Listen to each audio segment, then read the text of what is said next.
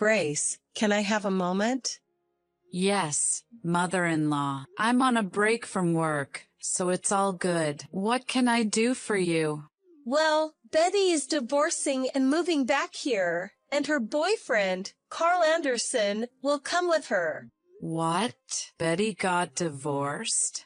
And she has a boyfriend, huh? Yes, dear. It seems her husband discovered she was cheating. Poor thing. Oh. But she's serious about Anderson, so they're coming back together with marriage in mind. So, Anderson is Betty's adulterous lover, right? Isn't the reason she got divorced?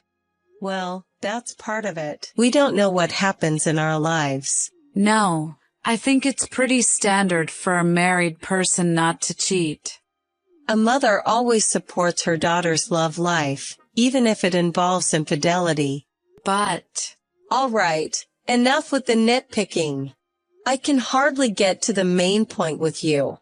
Wait, there was more? Actually, Anderson, he's unemployed at the moment. What? Betty was a housewife before her divorce, wasn't she? So they're both jobless. That seems to be the case. So I've decided they'll be living with us from tomorrow. What? Since you work at a major company and have a high income, you'll pay the bill for their living expenses. Excuse me? I told you. Since Betty and her boyfriend, Anderson, aren't working, you'll be responsible for their living expenses. What? Why me? I can't agree for that. And I can't live with them. I'm not asking for your opinion. I've decided as the head of this household, so just go along with it. Excuse me? The head of the household? You're Ethan's wife, so you have a duty to support our family. I believe I'm already doing more than enough to support everyone. If I have to shoulder any more, we'll be in serious financial trouble. But Betty is my daughter, and Anderson might become my son-in-law in the future. I don't mind if they get married, but I think it's wrong for me to shoulder their living expenses and have them living with us. Do you want to divorce Ethan? He's my son, whom I raised. I'm sure he'll agree with me. Ethan isn't like that. I'll talk to him tonight. Well, it's a waste of time to discuss it now. It's already decided that Betty and Anderson will move here from tomorrow. Ethan, we have a big problem while you're away on your business trip. Grace, what's wrong? Did something happen? Your mother told me this afternoon. Betty got divorced due to an affair, and it seems she's coming back here with her lover, a guy named Carl Anderson. And it looks like they plan to move in with us from tomorrow. What, seriously? Yes, I'm serious. Furthermore, your mother told me I have to pay the bill for their living expenses. What? That's ridiculous. Right? I refused, but she wouldn't listen. Wait, she got divorced because she cheated? I had no idea my sister did such a thing, which is no common sense. I was also shocked when I first heard about it on group chat this afternoon.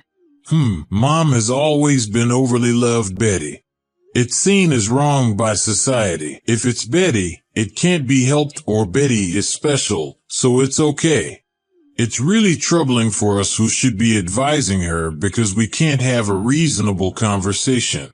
Ethan, you've had a hard time, haven't you? Well, yeah, my divorced father used to sigh every time something happened. I see. By the way, is his name Carl Anderson, correct? What? I feel I've heard this name somewhere. Well, assuming your mother didn't make a mistake, I guess so. Okay, it's bothering me, so I'll look into it. It may not be someone directly related to me, but it could be a friend of a friend or something. I see. Please let me know if you find anything. Okay. Then I'll reach out to my friends and see if they know anything. Okay, thanks. Mother-in-law. Hey, where are you right now? You're so noisy. I'm out having dinner with my friends right now. What's up? About Betty and her boyfriend, Anderson, was it? They arrived in the afternoon. Have you met them yet? Met them. They're, for some reason, canoodling in my room. And their luggage is taking up my entire room. And all of my stuff. It's all tossed out in the yard. What's going on? I gave your room to them. That's why all your stuff is out in the yard. Isn't that way out of line? It's your fault for refusing to pay for their living expenses. What? If you won't agree to cover their expenses, you're the one who'll have to leave. I have no intention of agreeing for that no matter what you say. I don't agree to Betty and her boyfriend living with us, and I certainly won't pay for their living expenses. Then I'll put your belongings in the yard. They'll get wet if it rains. Speaking of which, wasn't rain forecast for tonight? Why are you acting so superior? Aren't you forgetting your position in this house? I think you're the one forgetting your position, Grace. As the daughter-in-law, you don't have the right to oppose us, the family into which you married. Rights, huh? Well, if you declare you'll pay for Betty and her boyfriend's living expenses, you're welcome to live in the garden shed. For you, who have no parents or siblings, no place to go back to, it's better than being thrown out of this house. Make your choice: either listen to what I say or leave my house. Ethan, are you on your way back now? Yeah, I'm in the bullet train. How are you going? If everything went as planned, Betty and Anderson would be at my parents' house from yesterday, right? Yes. And they've taken over my room. Wait, they took over your room? When I came home from work, all of my stuff was spectacularly tossed out into the yard. When I complained to my mother-in-law, she said she would let me keep my stuff in the garden shed if I agreed to pay Betty's living expenses. If you reject, I should leave. What? I want to ask my mother whether she's crazy. I'm really sorry for such a troublesome mother. It's not your fault, Ethan. Speaking of which, where were you last night? You surely didn't spend the night in the shed, did you? No, I stayed at a business hotel as expected. I rented a pickup truck and stored the stuff that was tossed out into the yard in a rented storage unit. I see, you got it. I'm sorry I didn't contact you sooner. I was so tired from moving the stuff that I just fell asleep. No problem. By the way, where's the hotel you stayed in? About a 6-minute walk from Station A. Can we meet at the south exit of Station A? I found out who Carl Anderson really is, and I want to report it to you. Really? After I get off the bullet train, I have to go back to work, but after I give my business trip report, I can leave for the day. I'm thinking of meeting up about 2 hours later. Got it. Can I wait downstairs at the south exit of Station A? Downstairs, got it. See you later. Yeah, see you in 2 hours. Ethan, thank you for the report earlier. Sure, Grace. I have to say, I was surprised. Carl Anderson, he's really a dangerous man. Yeah, no kidding. When I remembered from a friend's story, I was surprised. Anyway, I'll be at the business hotel again tonight. Sure, I'll join you as soon as I'm ready.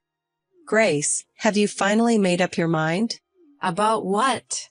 Stop sulking in a shed and swear to quickly start paying Betty's living expenses. No matter how many times I'm told, I don't agree to pay for their living expenses, and I have no intention of doing so. You have to listen to me. I'm your mother-in-law. If you don't accept quickly, I'll make you divorce Ethan. Mom. Oh, Ethan, good timing. Can you please also persuade Grace to be responsible for Betty and Anderson's living expenses? We've already left the house. What? You've noticed Grace's belongings have been moved out, haven't you? I also moved all of my stuff out of my room overnight, and now I'm with Grace. What? Where did you go? I can't tell you that. We've decided to cut ties. Cut ties. Why would you do such a thing? Because you've been tormenting Grace ever since she married into the family. Grace is my precious wife. There's no way I can just let that slide. I wasn't tormenting her. Grace was just being rebellious against our family, and she wasn't accepting Betty and Anderson. I was just trying to make her understand her position and convince her. Mom, do you know the true character of Carl Anderson? What do you mean by true character? He's just Betty's boyfriend, right? Wrong. Anderson is a man who stole my friend's wife. What? He's also been involved with several other married women, and after being sued for over $100,000 in damages, he's now in debt. In debt? I found this out when I looked him up because his name rang a bell. It's highly likely that Betty knows Anderson is this kind of man and is still dating him. The reason she brought Anderson into our house could be to help him hide from debt collectors. No way. Betty wouldn't do such a thing. And aren't you worried about your savings being targeted? What? Shouldn't you check just in case? Mom, you've told Betty about the money you received from Dad as part of your estate settlement and are keeping it at home in cash, right? Yes. I was thinking of it as my retirement fund. Having it at hand, I could actually see the money growing, and it motivated me. What if Anderson heard about it from Betty? Huh. Is your retirement fund all right? Retirement fund. My hidden savings. Surely not. Grace, help me. What's going on? The $30,000 I was saving in my drawer for my retirement is gone. What? When I asked Betty and Anderson about it, they said we used it as a housewarming celebration. That's terrible. Grace, help me. Isn't it strange for you to ask me for help? Perhaps it would be more worthwhile for you to urgently look for a job. But Grace, I am your mother-in-law. You should feel indebted to me for living together with you. This has been bothering me for a while. Living together, indebted, what are you talking about?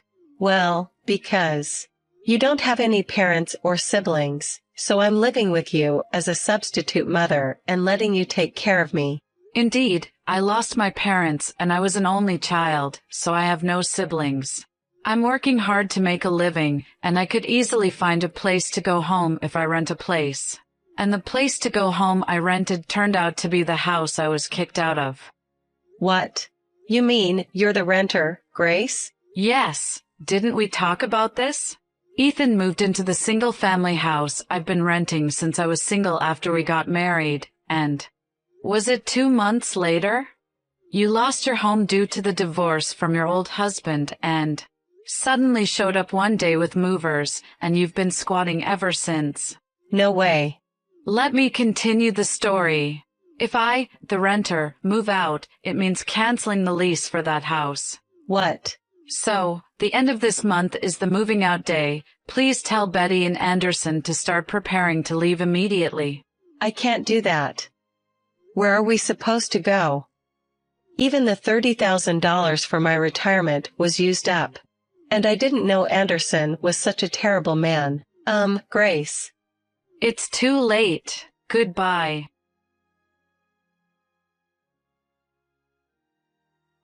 Grace.